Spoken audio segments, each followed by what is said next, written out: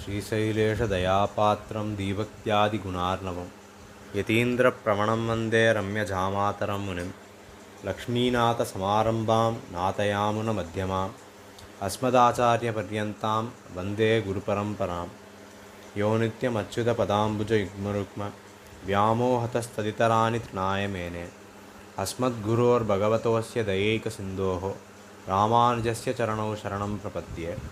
मातापिता युवतयस्तनया विभूतिः सर्वं यदेव नियमेन मदन्वयानाम् आद्यस्तनकुलपतेर्वकुलाभिरामं श्रीमत्तदङ्घ्रियुगलं प्रणमामि मूर्ध्ना भूतं शरश्च महदाह्वयभट्टनाद श्रीभक्तिसारकुलशेखरयोगिवाहान् भक्ताङ्घ्रिरेणुपरकालयतीन्द्रमिश्रान् श्रीमत्पराङ्कुशमुनिं प्रणतोऽस्मि नित्यं। श्रीस्तनाभरणं तेजः श्रीरङ्गेशयमाश्रये சிந்தாமணி விபோத்பாந்தம் உச்சங்கே அனந்தபோகினः. அழகிய மணவாளன் திருவரங்கத்திலிருந்து கிளம்பி கோழிக்கோடு வழியாக திருக்கணாம்பியை அடைந்து அவ்விடமிருந்து ஆழ்வாரை பிரிந்து திருநாராயணபுரம் மேல்கோட்டையை அடைந்தார் என்பது வரை முன்னம் நாம் அனுபவித்திருந்தோம். திருநாராயணபுர திவ்யதேசத்தின் மகாத்மியங்களை சுவாமி உடையவர் வைபவத்திலே முன்னமே நாம் அனுபவித்திருந்தோம்.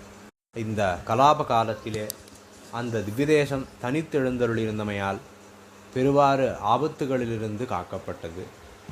அவ்விடத்திலே அழகிய மணவாளன் தாமும் 10 ஆண்டுகளுக்கு மேலே எழுந்தருளியிருந்து இன்றும் செல்லப்பிள்ளை என்றழைக்கப்படும் உற்சவர் திருநாராயணன் எழுந்தருளியிருக்கும் மண்டபத்திலே அழகிய மணவாளன் எழுந்தருளியிருந்தார் என்பதை அந்த க்ஷேத்திர வரலாறிலே நாம் அறிகிறோம். இத்தோடே அழகிய மணவாளன் திருநாராயணபுரத்திலே எழுந்தருளியிருந்து அநேக காலம் அங்கே திருவாராதனங்களும் உற்சவங்களும் கொண்டாடி கொண்டிருந்தார். அவ்வேளையிலே ஆழ்வார் திருநகரியிலே தோழப்பர் என்னும் ஒரு ஆச்சாரிய புருஷர் ஆழ்வாரிடம் ஏற்பட்ட மிகுந்த ஈடுபாட்டின் காரணமாக மதுரைக்கு சென்று ஆழ்வாருக்கு ஏற்பட்ட ஆபத்தை திருமலையாழ்வாராகிய திருவாய்மொழி பிள்ளையினிடத்தே தெரிவிக்க திருமலையாழ்வாரும் தோழப்பரிடம் மலையாள ராஜாவுக்கு தம்முடைய ஸ்ரீமுகம் கொடுத்து தமக்கு அந்தரங்கராய் அபிமானிகளாய் இருக்கும் சில படை வீரர்களையும் செல்வத்தையும் கொடுத்து தோழப்பரை அனுப்பினார்.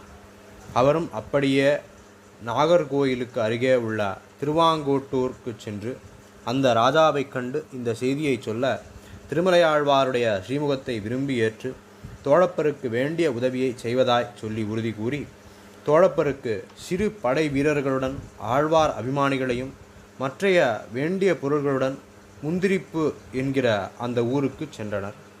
அங்கு அருகில் இருந்த கிராமத்திலே ஊஞ்சல் பலகைகளையும் சங்கிலிகளையும் சேகரித்து கொண்டு அந்த மலை குகைக்கருகே சுவாமி தோழப்பரும் அவரோடே வந்த படை வீரர்களும் ஏனைய ஆழ்வார் திருநகரி வைணவர்களும் சென்றடைந்தனர். அதிபயங்கரமான பள்ளமான மலைச்சரிவிலே யார் இறங்குவது என்று சிந்திக்க மரண பயத்தாலே பலரும் பின்வாங்க தோழப்பர் நாமே இறங்குவோம் என்று துணிந்து கூறினார்.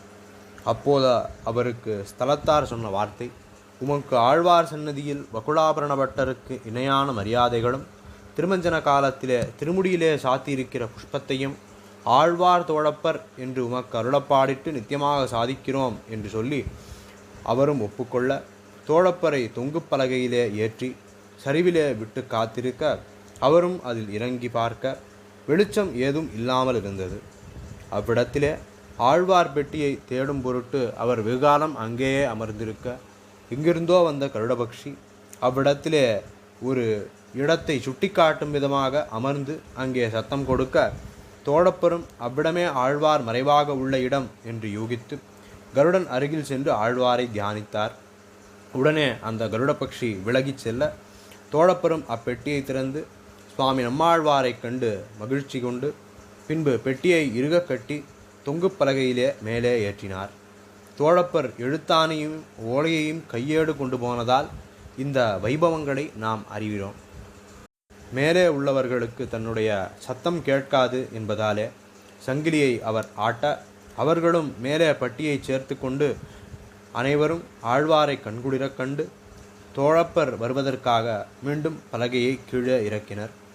தோழப்பரும் பலகையின் மேலே ஏறி சங்கிலியை குலுக்க அவர்களும் சங்கிலியை இழுக்க சரிவின் நடுவிலே ஓரிடத்தில் தட்டுப்பட்டு பலகையிலிருந்து தோழப்பர் தவறி கீழே விழுந்தார்.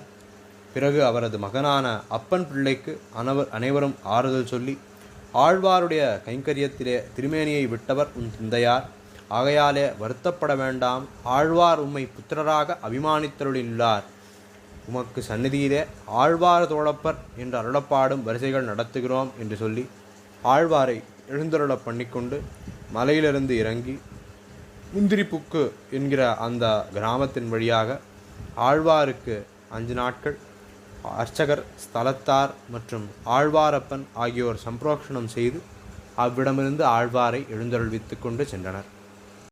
கள்வர் கூட்டத்திலுள்ளோர் சிலர் இதை கேட்டு ஆழ்வாருடைய திருவடிகளிலே விழுந்து முன்பு அவர்கள் பறித்து கொண்ட தனத்தை சமர்ப்பிக்க அழகிய மணவாளன் பிரசாதமான புன்தகடு பகேர்த்த வட்டப் பரிமணையையும் முத்துச்சட்டையையும் திருமுன் பந்தத்தையும் சேர்த்து ஆழ்வாரை திருக்கணாம்பிக்கு கொண்டு செல்ல திருப்பல்லக்கு முதலியவற்றை அளித்ததோடு மட்டுமல்லாமல் திருக்கணாம்பிக்கு செல்லுவதற்குண்டான பாதையை ஏற்படுத்தி மங்கள வாத்தியங்களுடனே எழுந்தருளப் பண்ணினார்கள்.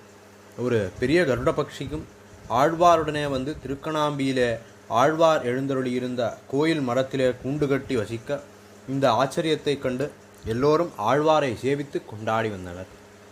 இந்த அதிசயங்களையெல்லாம் திருவனந்தபுரம், திருவாட்டாறு, திருவன்பரிசாரம், திருவள்ளவாழ் முதலான திவ்யதேசங்களில் உள்ள நம்பூதிரிமார்கள் கேட்டு அவ்விடத்திலே எழுந்தருளின ஆழ்வாரை சேவித்து அவரை விட்டு பிரியாமல் அதிகாலை திருமஞ்சனமும் இரவிலே அரவணை சுக்கு கஷாயம் முதலிய அமுதுபடிகளும் சேவித்து ஆழ்வார் திருவடிகளிலே அபிமானிகளாய் அந்த காலத்திற்கு உகந்த உற்சவங்களை நடத்தி கொண்டு சில காலம் அங்கேயே வாழ்ந்திருந்தார்கள். தொடர்ந்து நாளைய பதிவிலே அழகிய மணவாளன் திருநாராயணபுரம் விட்டு விலகி சந்திரகிரி என்னும் மலைப்பகுதிக்கு எழுந்தருள இங்கே திருவாய்மொழிப்பிள்ளை திருமலையாழ்வார் ஆழ்வார் திருநகரியை காடு திருத்தி நாடாக்கிய வைபவத்தையும் அனுபவிப்போம். ஸ்ரீமதே ராமானுஜாய நமஹ.